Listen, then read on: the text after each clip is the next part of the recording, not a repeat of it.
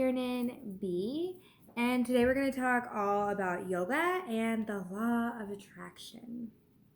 Go ahead and hit the subscribe button and we'll just get started. So, a little disclaimer is I believe and I also teach that yoga is a lifestyle. For me, it is not just getting on my mat and doing the practice, doing the asana, the poses. For me, it's much more because yoga is to yoke, to unite, to bring everything together, the mind, the body, the spirit. And when I do different things to nourish each part of my being, I know that that's yoga. So with that in mind, let's go ahead and continue. I'm going to start with giving you tools, and then we'll talk about in each tool how that'll relate to the law of attraction and manifesting your dream desires. Yeah. Okay, so we're going to start with the mind because I believe and trust that everything starts in my mind. It starts with my thoughts, with my thinking, the way I talk to myself. So number one, what are your thoughts? What's your language? What are you telling yourself? How are you speaking to yourself? Would you speak to yourself the way you speak to others? The way you speak to your children, your boyfriend, your husband, your wife, your loved one, your parents? If it's a no, you deserve to do some rerouting, some rethinking, yeah? Language is a really big part of manifesting, of bringing in and calling in the things that we want. For instance, I'm going to give you an example. When I sit here and I say, I'm just trying to make money, I'm trying to go get a job, trying is not doing. If I am trying, I'm not doing. And if I'm doing, then I trust that I am doing, right? I trust in myself. Instead, when I put the word try in there, it creates a block that I'm not trusting in my action, that I'm not trusting in what that I'm doing. So if you take the word try out of your language and, say I'm committed to getting a job, I'm committed to make more money, I'm committed to create ... Yeah? It's going to get you a lot farther because you're now empowering yourself. When I say, wow, I'm so excited that I'm creating XYZ in my life, I step into it. I'm excited about it. I light up. Yeah? So watch your thoughts, watch your language, talk kindly to yourself, talk nicely to yourself. A good way, whether you know certain words to use or not, is to look at your thoughts, close your eyes, feel into them, say something that you might be thinking, and then feel it. Is it empowering yourself? Or is it disempowering yourself? Does it feel like it's light and propelling you? Or does it feel heavy and resistant? Like you're trying to force, there's a block, yeah? A lot of times I hear people say, I'm just feeling stuck. It's all in our thoughts, it's all in our head. The only reason we feel stuck is because of here. Our mind creates our emotions, the way we feel, yeah? So the more we can use language that propels us, the more we're excited and we feel good. We're now going with the flow of the universe and attracting what we want into our existence. And it becomes fun. We start to look around and we're like, wow, this is a synchronicity. Wow, this popped up into my life. Wow, what a gift the universe just gave me. Wow, I just created this. Yeah, it's a lot more exciting than I just feel so stuck. I feel like I'm not getting anywhere. You're looking at the lack instead of the abundance. Yeah. So next is meditation. I also am a believer that meditation is not just this. Because a lot of times I hear, well, meditation is boring, or people say to me, I can't get past the thinking about, am I meditating? The thinking about the meditating, right? Our mind won't quite shut down. We live in a really busy world. And that's okay. You gotta be compassionate with yourself and let it be. But I'm a big fan of visualization, especially if we're talking about law of attraction. Visualization is a beautiful thing to do. Visualization, breath work within meditating, even like color therapy is a great way. Imagining different colors, evoking feelings, right?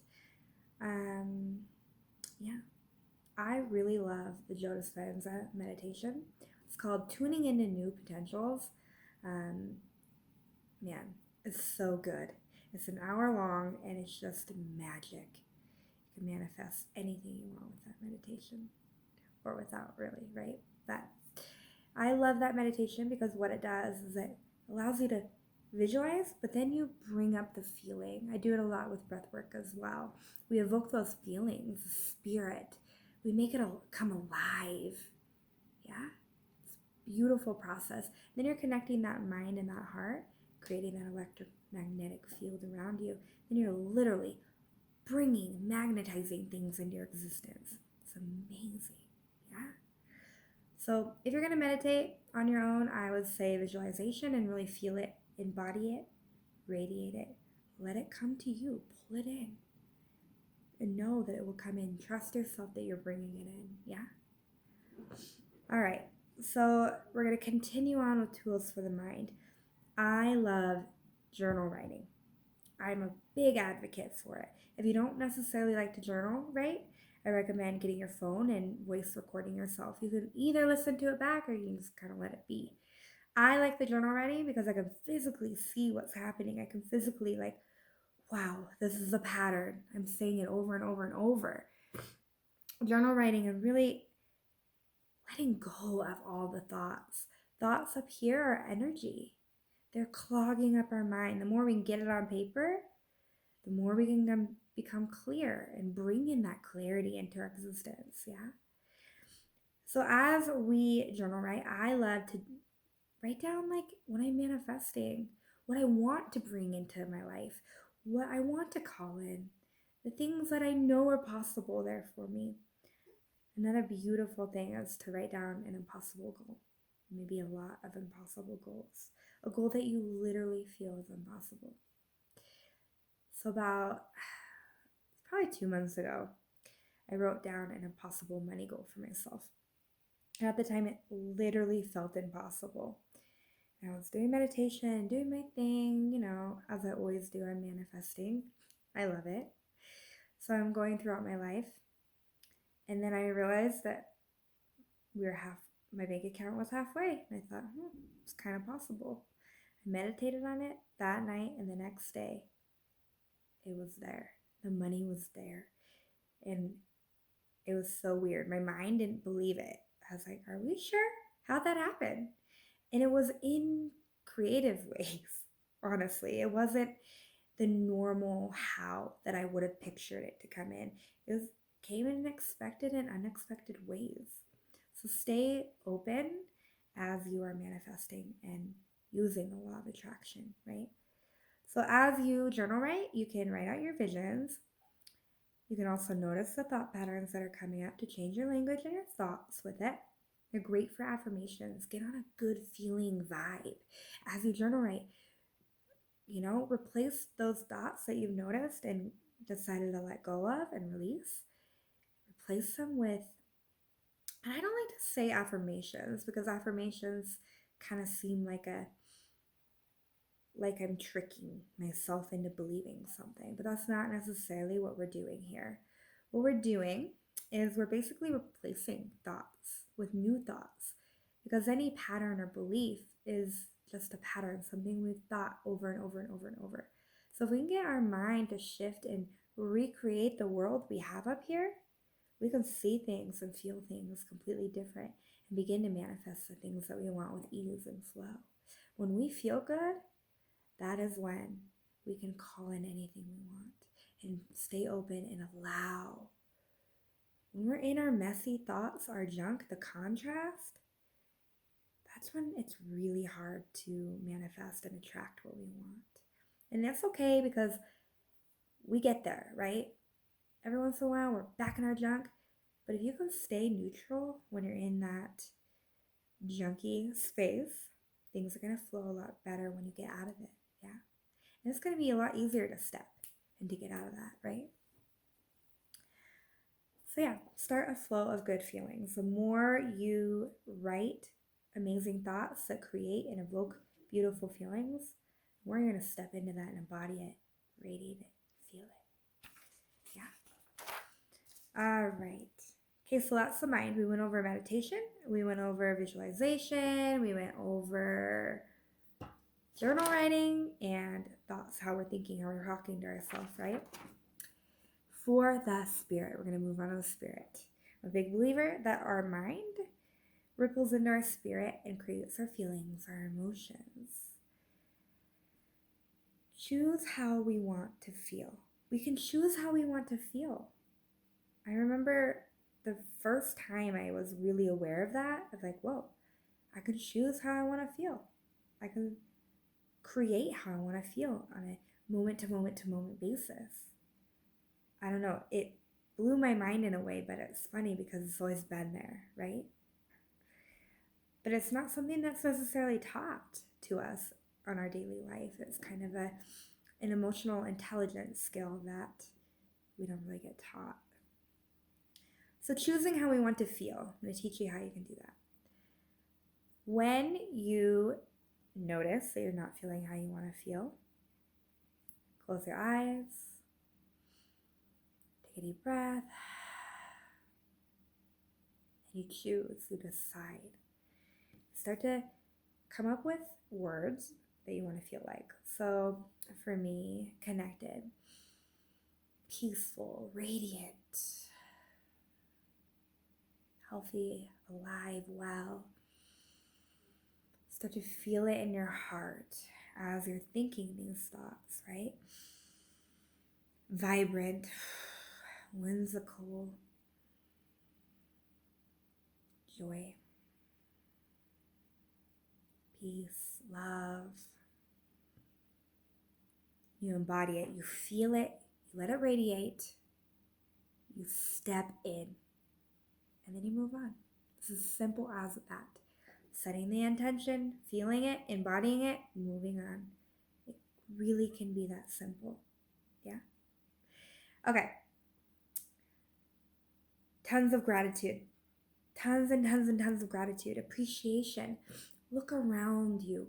Soak in the abundance that you have around you right now. Abundance is not just money. I know that the world and society, it paints this picture that it's all money. Money gets everything and it buys everything, but no, abundance is everywhere around you. I don't care what stage of life that you're in. You have abundance. The more you begin to really appreciate and love and give gratitude and thank you, thank you, thank you, wow, thank you for being in my existence. The more you can do that, the more you're going to really radiate and feel good. Gratitude connects that mind and that heart. Electromagnetic field, heart coherence. I have a video on heart coherence, I'll link for you. You can talk a little bit more about that and dive a little bit deeper if you want to go down that rabbit hole. But gratitude is going to pull anything into our existence, and it's almost effortlessly when it happens. I started a gratitude practice just by journaling in my 5 gratitude steps a day. And then I started doing a page, then a couple, then a lot of pages, and then I began doing it without writing. And I literally bring myself to tears sometimes of how grateful I am for the things in my life that I'm receiving. And I know that being grateful, I'm open to receiving all the beautiful blessings that are out there to receive. I will be in my yoga class and I'll be teaching, and I just give thanks to each person there as I teach. And I just give them love, and I just pour everything I've got out into my class. And sometimes I literally sit and just start to tear and well and cry because I'm so grateful. And it's a beautiful process. It's a beautiful thing. And I feel silly sometimes as it's happening, but I'm like, wow.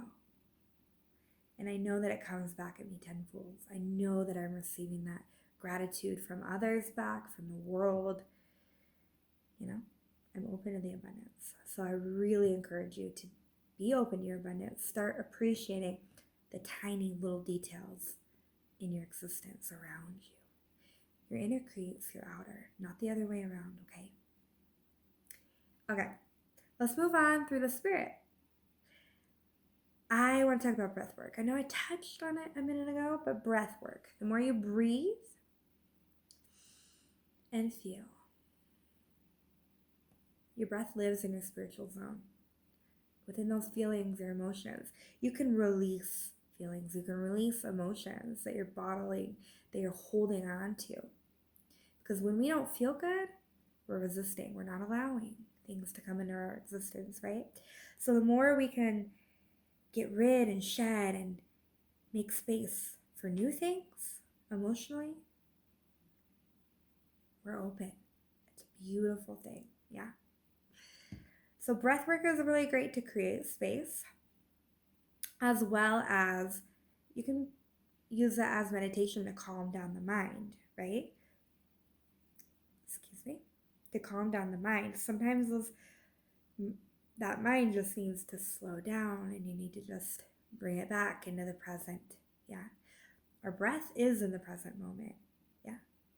So the more you can really tap in and feel, you can also send your breath to different parts of your body and bring that awareness. So bring your mind kind of back slow and bring yourself into your heart and into your body so that you're not running up here, especially because your mind is always in the future or the past, which is a beautiful thing. There's so many beautiful things you can use that for, but a lot of times we get really overwhelmed out here and we need to be here.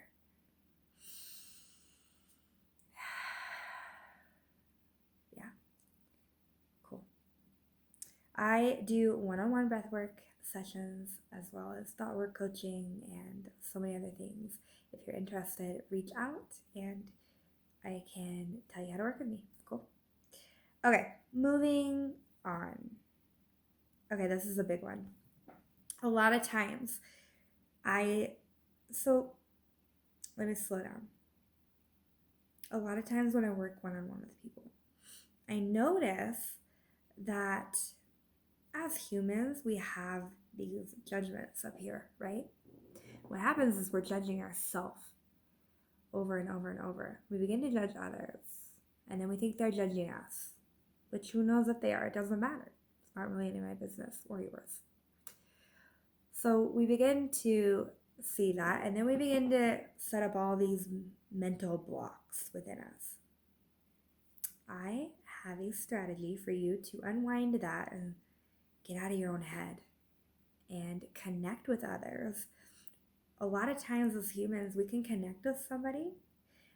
For instance, if I come into your existence and I have something that I want to manifest, that I'm working with the law of attraction and the universe to bring into my life, and you have it, and you're on this high-flying vibe with me, we connect, we shed and pour love onto each other, and then it's like, you feel it, you naturally will just connect with me and you'll be like, oh, I have this for you, and then I'll be like, oh, I have this for you, and we both move on because the universe knows what we want, what we all want.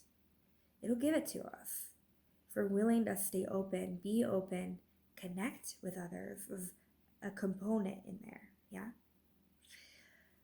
So, I have this, I guess, system strategy. That's the only thing I can call it right now. Think of calling it right now. If we're judging others, what we do is instead of judging others and judging ourselves, we forgive ourselves for doing so. It's okay. Compassion, we're human, move on. Now, when I go out into the world and look at people, I look at these humans, I draw back and I call them humans. They are nothing more than humans to me.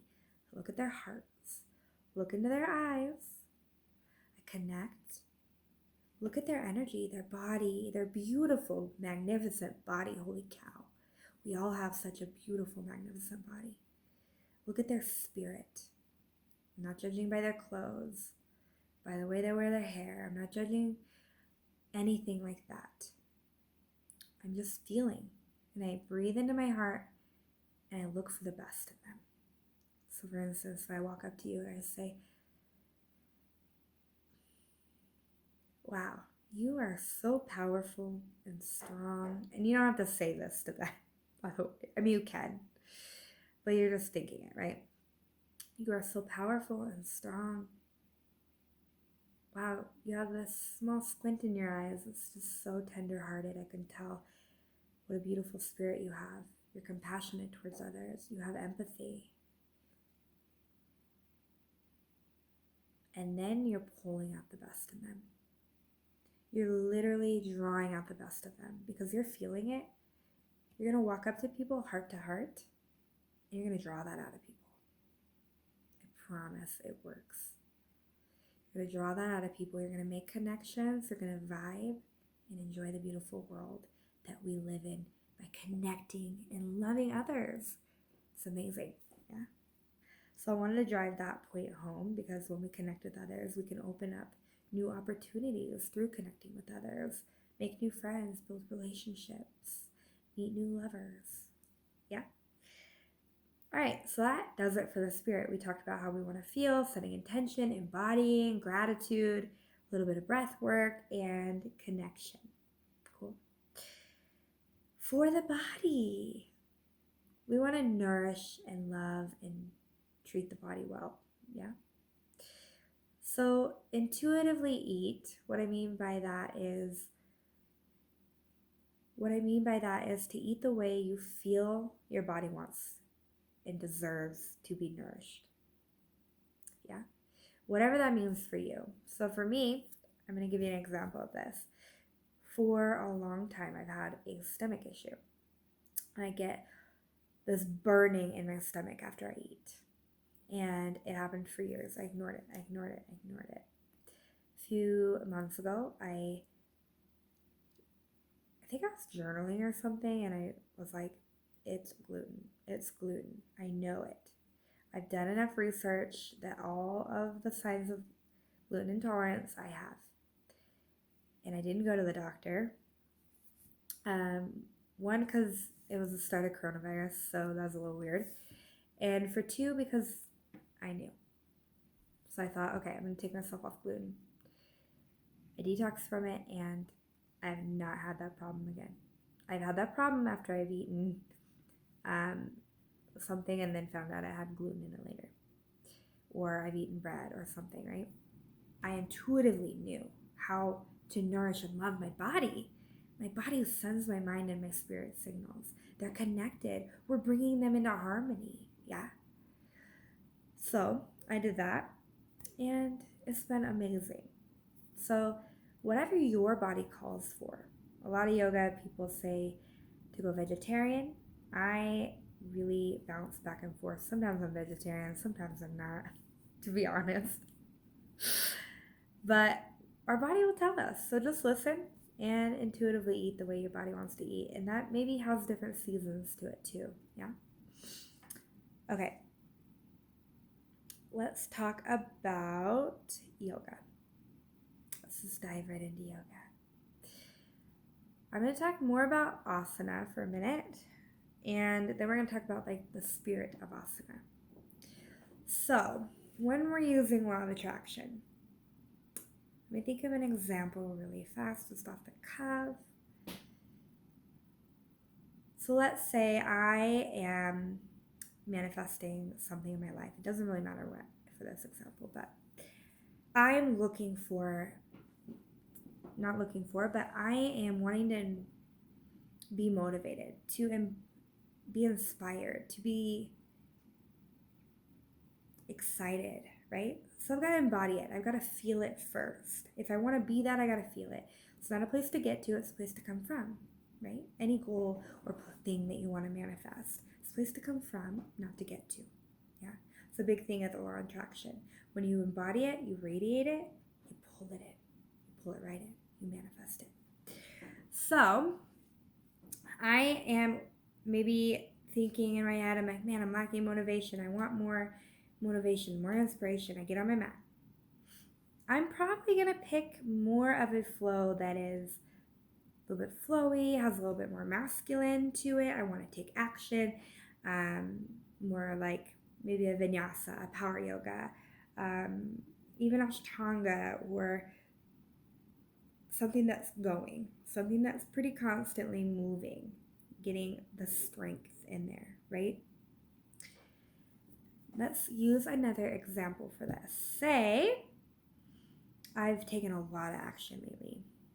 I follow the moon phases, so this would be about after a full moon, moving the third quarter moon, time, where the moon calls on us to really rest, recharge, turn inward. Because when we do the action, when we take all the action, it's time for the feminine flow to come in, to rest, to rejuvenate. And that's really where the magic happens. Because when we're able to rest and rejuvenate, all of that action, all of that work that we just did gets to catch up. Another point to drive home with the law of attraction is that when we take action, it takes a second for it to actualize, to show up. Yeah? So number one with the law of attraction is to think it, feel it, and then let it come in. Because our thoughts create our emotions create our actions create our physical results. What comes in our existence. It's beautiful, yeah? Okay, so back to the rest recharge. I'm resting and recharging. I'm like, wow, this is the time to do yin yoga. Maybe meditate, maybe not asana, maybe really intuitive slow flow. Yeah. Yoga therapy would be good here. Yeah. I can't think of another example at the moment. Yoga Nidra, that would be a good one. Yoga Nidra. That was kind of meditative as well. So really honoring the season and the phase that you're in, right? If you're looking for more movement, more action, do that in your practice. Your practice is a reflection. Your on the mat practice is a reflection of your practice off of the mat. Yeah. Okay.